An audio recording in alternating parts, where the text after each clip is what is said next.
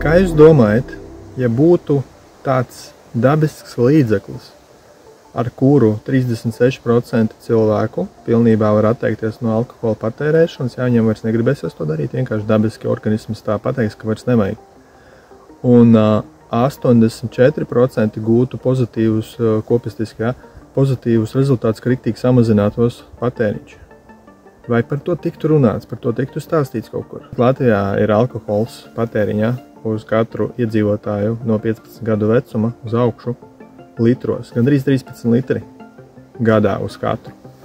Naudas izteiksmē, teiksim, ja mēs to visu parēķinātu, alkohola industrija un arī tā saucamā valsts korporācijā iegūst milzīgus līdzekļus. Katru gadu iegūst kaut kur 650 miljonus uz šīs industrijas rēķina tikai šajā teritorijā vien. Un attiecīgi jūs varat parēķināt 50% no tā paņem šī korporācija, 21 PMN plus akcijas. Jā, plus mīnus kaut kur 50%. Jā, tas ir milzīga summa, tas ir 300 ar kapekām miljoni, ko viņi katru gadu iekasē no šī pasākuma. Viņiem ir izdevīgi, lai cilvēki pārstātu lietot alkoholu? Protams, ka nav izdevīgi. Viņiem īstenībā ir izdevīgi, lai lieto vēl vairāk. Lietot alkoholu, tur sāsinās vēl vairāk kā 200 dažādas slimības, raknas, nieres, sirds, asinsvadi un tā tālāk diabēta, visi pārējais, visi iet vēl bonusiņā klātiem cilvēkiem, jā, lietojot alkoholu. Ne tikai tie, kas daudz lieto, bet arī tie, kas maz lieto. Plus vēl tiek noārdītas smadzenes, un kopistiski tur vēl demoniņi tusējās, jā, tas ir spirits, ar ko demoniņi tiek iekšā tā saucamās domformas un būtnes smalkās, un kaut kas, kas ielien iekšā organismā, un vēl sūkna enerģiju, un vēl aktivizē dažādas organismu pašiznīcināšanas. Es nerunāšu, kāpēc tas notiek ar cilvēkiem, kāpēc viņi to dara, jo tas ir kompensējušais mehānismus, vairāk vai mazāk viņi tādā veidā kompensē to, ka viņi nav laimīgi, nav atslābinājušies, ir nervozi, stresaini un tā tālāk. Viņi tādā veidā it kā kompensē šo stāvokli, šo savu tā kā iekšējo neharmonisko, nelaimīgo stāvokli. Un tad, lūk, ir augsts, dabisks, bez blaknēm, bez piereduma, bez nekā, kurš 36% cilvēkiem noņem vispār vēlmi lietot alkoholu. No kurienes tādi dati? Ja? 2001. gadā tika ievākta informācija. Preliminārā pētījuma rezultātā Amerikā viena daktere, kura tagad ir pensijā, viņa ir pediatri izbijusi, un viņa arī ir bakalaura grāds ķīmijas inženierijā. Viņa saprot vispār ķīmiskās vielas, kā darbojas, jā, farmācijas industrijā var, teiksim, zāles, kas taisa arī ķīmijas inženieri. Tad, lūk, viņa izveidoja šādu pētījumu, kurā piedalījās ap 3000 cilvēku respondentu. Preliminārais pētījums, tas nozīmē to, ka tika ievākti dati no cilvēkiem, aptaujājot viņus, plus tika savākti pieejamā informācija no pētījuma bāzes, kas ir internetā no visādiem avotiem izpētīts. Tad, no tiem avotiem, kas ir pieejami, netika veikti dziļāki, teiksim, pētnieciskie jau fāzes, ja, kur, teiksim, ir kontrola grupas, placebo un viss šitais, tas netika darīts. Ja, preliminārais pētījums to neparedz. Un tad, lūk, šī pētījuma rezultātā tika iegūta šāda informācija. Kas vēl? Ko vēl šis augsts dod? Depresija, apātija, visi šitie stāvokļi, stresi, 79% uzlabojums cilvēkiem. Tā, jā, bez blaknēm, bez tā kā antidepresanti strādā, viņiem kaut ar blaknēm pieredumi un viss šitais šeit nekā tāda nav. 96%, kas šo augu izmantoja, viņi atzīmēja pozitīvas izmaiņas savā fiziskajā stāvoklī, psihiskajā veselībā un tā tālāk, un vispār dzīves kvalitāte uzlabojās. Jūs varat linkā uzspiest, jā, kas ir pievienots, un tur tajā Telegram botiņā tur ir, varat izlasīt, kas tas par augu, un ja jums interesē, varat paši ievākt informāciju, vai arī, teiksim, izmantot to iespēju, jā, jau šo informāciju, ka es esmu apkopojis, detalizējis visu, un jūs varat viņu izdarot tas, kas tur prasīts, tad jūs arī varat iegūt. Bet par to neiet runa iet par to, ka, lūk, šāds līdzeklis, par viņu tiek noklusēts, un par viņu ir iemesta sociumā informatīvā programma, kurā neatbilst patiesībai, tā saucamais infodēmoniņš, informatīvais dēmoniņš, kurš cilvēkos iesēja bailes. Un dēļ šī demoniņa cilvēki neko par šo augu daudzi nezina. Gan viņš ne tikai to, ko es jums pieminēju, depresija, apātija, tur ir vēl vesels bars, ko viņš var uzlabot, miegu viņš uzlabo, hormonālos visus ritmus uzlabo, jā. Tas nozīmē, ka, teiksim, ja nepareizi strādā hormoni, tur testosteroni, kortizoli un viss šitais nepareizi melatonīns pa nakti slikti strādā, tad tas viņš visu to arī normalizē, harmonizē.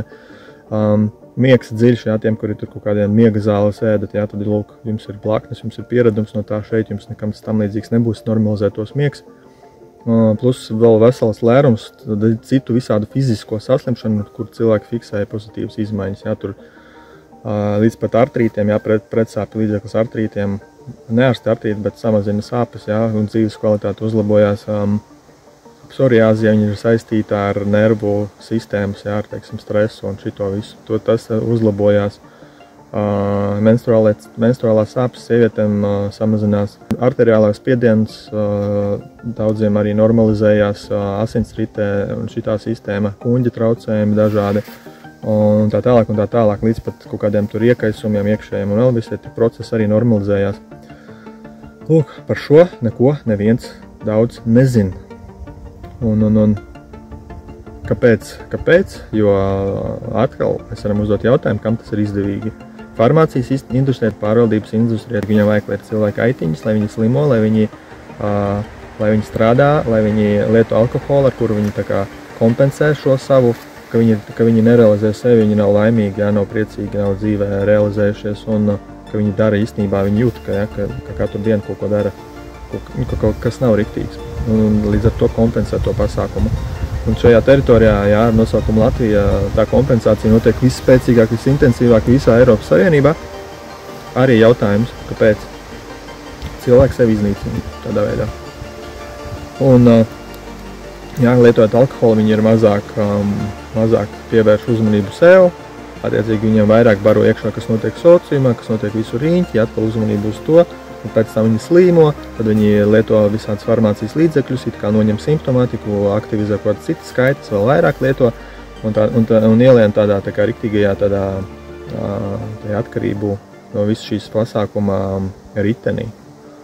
Lūk, šāds pasākums te notiek. Nu jā, un es jums vienkārši izstāstu, ka lūk, jūs varat papētīt, uzzināt, noskaidrot un sākt izmantot savā dzīvē, savas dzīves kvalitātes, savu radinieku, tuvinieku dzīves kvalitātes uzlabošanai šo brīnumu līdzekli. Un atkal jāpiemina, ka laika loks ir atveries tagad, viņš ir ļoti īss dabā, un pēc tam viņš būs atkal aizvērts ciet. Varēs šo augu kaut kur dabūt, nezinām kur ievāktu, kādas kvalitātes, un maksājot atkal par to naudu. Jā, tagad viņš ir brīvā dabā pieejams, atrodams, jūs varat viņu ievākt, sagatavot un sākt pielietot dziednieciskajos pasākumos savas dzīves uzlabošanai. Un lūk, un zīmīgi vēl, ka jūs, teiksim, lietojot viņu, jūs atslēgsieties no sociumā tās pavēstas, jums mazāk interesēs viss tas, kas te riņķī notiek, jo jums vairāk sāks interesēt tieši sava dzīve. Un loģiski tas arī nav izdevīgi pārvaldošajai struktūrai visai, jā, jo viņam vajag vairāk šīs aitiņas, kuras ganīt visos iespējamos veidos. Plus ir finansiāls, iedomājieties, teiksim, alkohols, depresija, ko tas nodarā vispār, ko mēs nerēķinām vēl klāt visu pārējo, kas no tā izriet, teiksim, nelaimes gadījumi, agresija, tur kaut kādas tur traumas, vides pasliktināšanās, pašnāvības un tā tālāk, jā. Un cik tas vēl, ja mēs finansiālā izteiksmē parēķinām, cik tie ir milzīgi resursi, kas arī katru gadu tiek zaudēti. Un kāds no tā iegūst, vai no enerģiju, vai no izdevību kaut kādu jaunu uzvārās. Cilvēks neiegūst tikai neko. Lūk tā, tāda informācija, tāds video.